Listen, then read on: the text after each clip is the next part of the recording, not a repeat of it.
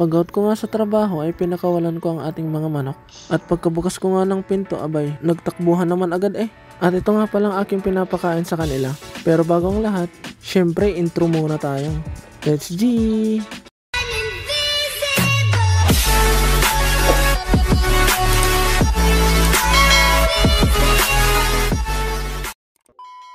Hi mga katunying, magandang hapon sa ating lahat at welcome back sa ating YouTube channel. At kung ngayon lang pala kayo napadpad sa aking YouTube channel mga katunying, inaanyayahan ko kayong mag-subscribe at i-click ang notification bell para ma-update kayo sa mga susunod pa nating video. At naway, tulungan nyo po akong makamit ang 1,000 subscribers na requirements po ni YouTube mga katunying. At ayun, maraming salamat po sa lahat ng walang sabang sumusuporta sa atin. At sa mga susuporta pa lang, maraming salamat po mga katunying. At for today's video nga pala mga katunying ay update tayo sa garden. At ganun pa rin mga katunying, maputik siya. At hindi pa rin gaanong natutuyo yung lupa ng garden. Kaya hindi pa tayo makapagsimula magtanim mga katunying. Pero ngayon ay sasamantalahin natin ang malambot na lupa ng garden para maglagay ng mga poste na gagamitin natin sa mga bagong pananim natin mga katunying. Pero syempre bago ang lahat ay pakakawalan muna natin yung mga alaga nating manok mga katunying para makapag-exercise muna sila dito sa labas habang hindi pa gabi. At itong bitbit ko mga katunying ay kanin na ihahalo natin sa feeds para hindi tayo gaanong magastusan sa feeds mga katunying. At ito ibigay ng ating mga katrabahong Taiwanese. SG. At yung mga katunying, papakulan na muna natin sila habang maaga pa. At mamayang kapag medyo madilim na mga katunying, ikusa lang din naman silang papasok dito. Yan na. Yan na sila mga katunying. Yan na.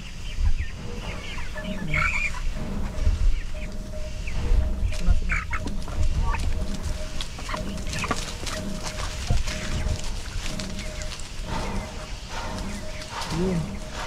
At meron pang naiwan dyan sa loob mga katunying sila. At habang kakain naman sila ng damo dyan mga katunying, ay tayo naman ay gagawin natin to.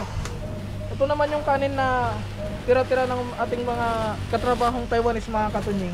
Simula kasi nung nalaman nilang nag-alaga tayo ng manok, ay lahat ng tira nilang kanin sa tanghali ay binibigay nila sa atin para hindi daw tayo gaano magastusan sa feeds mga katunying. Sabi nila ihalo ko daw to sa feeds at ipapakain ko sa kanila para makatipid tayo sa feeds. At yun nga yung ginagawa ko mga katunying. At yun nga yung nakakatipid nga tayo, yung kakainin nilang feeds ng isang kainan ay kakainin na nila maghapon kapag mayroong halong kanin. Kaya tara, i-mix na natin to. Siyempre kuha tayo ng balde mga katunying dahil dito natin hahaluin. Tapos lalagyan natin to ng feeds.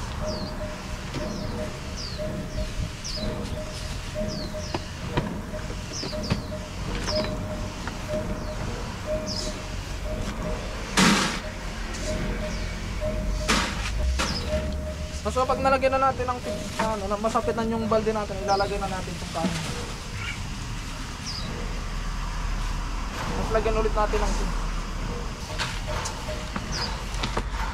Tapos mag-gloves tayo mga katunying dahil lang natin galing trabaho.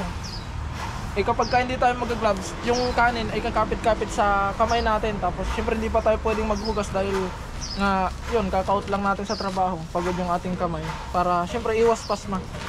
Alagaan natin yung sarili natin mga katunying. Ito na siya mga katunying. Hahaluin natin yan ngayon para maghalo yung yung kanin sa feeds. Ito na siya.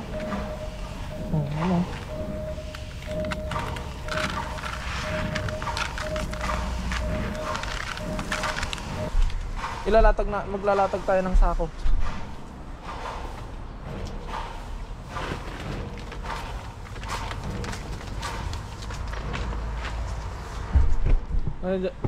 Bibigyan natin sila dito. Dahil mamaya lalapit yung mga yan dito mga katunying.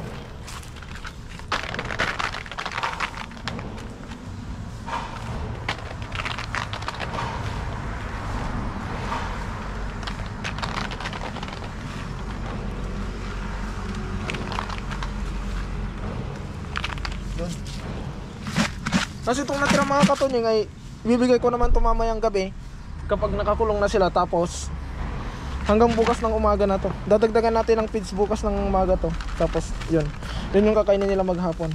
Yun. Itong pagkain na nandito mga katunying, mamaya ay pupunta yung mga yan dito para kumain. At ngayon naman mga katunying, sasamantalahin natin na malambot yung lupa. Doon ay gagawa na tayo ng pangpostehan. Yung dito magtatasok na tayo para kapag natuyo yung lupa ay magtatanim na lang tayo. Ang plano ko itanim doon mga katunying, kalabasa at saka ampalaya. Kaya yun, gawa na tayo ng ating poste. Let's G. Ito yung nangyari sa talong mga katunying. Yan. So lahat po ng bunga ay nabulok. Lahat po ng bunga mga katunying ay nabulok, sayang. Pero wala tayong magagawa. Magtatanim na lang tayong panibago. Ito naman mga katunying, itong 4 na poste na to. Ito lang, ilapag natin yung ating tubig. Itong 4 na poste na to mga katunying, mababa lang siya. Ganyan. Ang itatanim natin dito ay kalabasa. Dahil ang kalabasa mga katunying, kahit na mababa lang yung kanyang damara, kung tawagin sa amin sa Pangasinan, ay okay lang. Basta wag lang sa lapag yung bunga niya para kapag umulan ay hindi siya maputikan.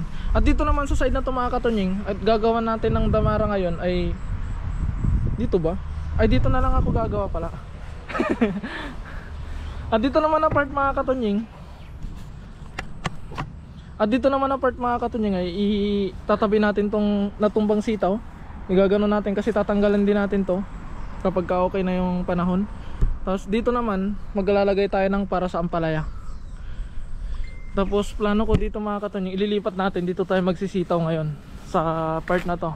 Itong ganito straight, dalawang straight naman dito is tataniman natin ng sitaw, dalawang straight. Tapos ito naman panggagalingan ng talong mga katunying, itataniman natin ng mais. Yan, dito mais naman to. Tapos dito tayo magtatanim ng talong ngayon. At ang itatanim nating talong na next ay yung mahahaba. Yung basta mahaba siya mga katunying. Yan. Tapos yung gantong talong naman itatanim natin dito sa panggagalingan ng papaya. Dahil namatay yung mga papaya natin, ay papalitan natin to ng talong. Ngayon na yung plano-plano lang muna mga katunying, dahil basa pa yung lupa. Mahirap pang magbungkal mga katunying. Malagkit pa yung lupa dito sa garden. Kaya ang gagawin natin ngayon ay maglalagay muna tayo ng ating poste. Kaya tara, let's G.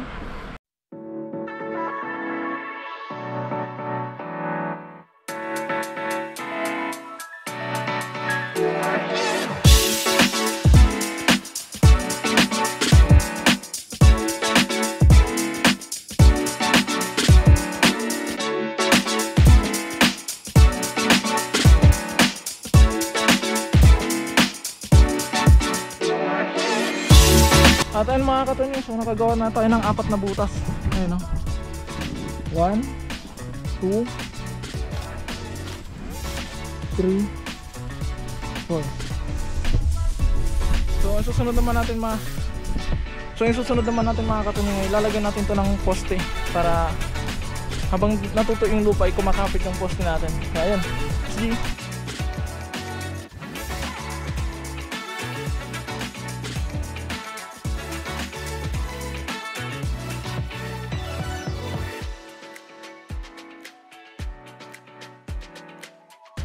At ayun mga katunying, so nalagyan na natin yung 4 na poste. At susunod naman natin ay lilinisin natin to. So tatanggalin na natin yung mga sitaw mga katunying, dahil papalitan na natin to ng bago. At para magamit natin yung mga poste, dahil yung mga poste ay gagamitin pa natin sa susunod nating itatanim. So mga ganito na, para malagyan natin itong maitan, malaman natin kung ano pa yung kulang.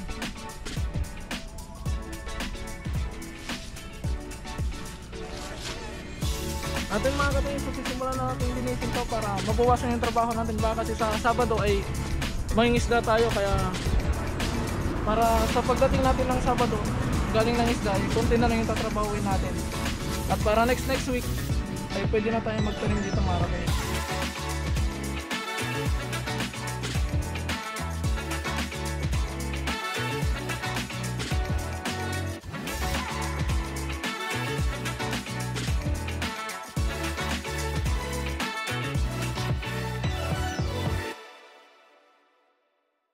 At ayun mga katunying, so time check tayo is 6:04 ng hapon. At ayun, naginanatayin mga katunying namin, narigatan, nagtagbat-tagbat nga kastoy nga ko malaman no bigat to man no sumarno nga aldaw.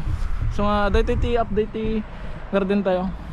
inuunti-unti natin mga katunying kada hapon gawa ng meron tayong trabaho. Tapos tuwing pag out syempre alas 5 yung ating out mga katunying. At pagka out ko ng trabaho ay nagbibihis lang ako ng pangbahay. Tapos dumidiretso na ako dito para maunti-unti, kasi hindi ko na masabi mga katunying, baka sa Sabado o sa day off natin ay pupunta na naman tayo mangingisda. At syempre matitingka tong garden natin. At dito din yung malaking kuhanan natin ng gulay para malibre tayo sa gulay mga katunying. At ito nga yung nangyari sa ating mga papaya. Wala na talaga to mga katunying. Ang gagawin ko ay sa part na to sa may mga papaya, tataniman natin ng talong. Yung talong na ganun sa talong natin doon. Tapos yung doon sa side naman, yung may kalat-katan doon, ay tataniman natin ng talong na mahahaba. Yung mahabang bunga mga katunying, yung itatanim natin doon. Kaya nga na ipapahinga na tayo. Dahil bukas trabaho na ulit. Kailangan kasi nating asikasuhin tong garden mga katunying, dahil para sa mga susunod na araw, sa mga susunod na buwan ay mayroon ulit tayong haharbisin. Dahil itong garden mga katunying ay malaking tulong din to sa atin, dahil hindi lang sa atin at sa ating mga kaibigan at sa ating mga kasama. Dahil kung gusto nila ng gulay, pwede silang pumunta dito, libre mga katunying. Kaya ayun. At ayun na nga yung mga manok natin. Yung pagkain nilang iniwanan ko doon, ayun na, kinakain na nila. Ay. Ayun na nga sila.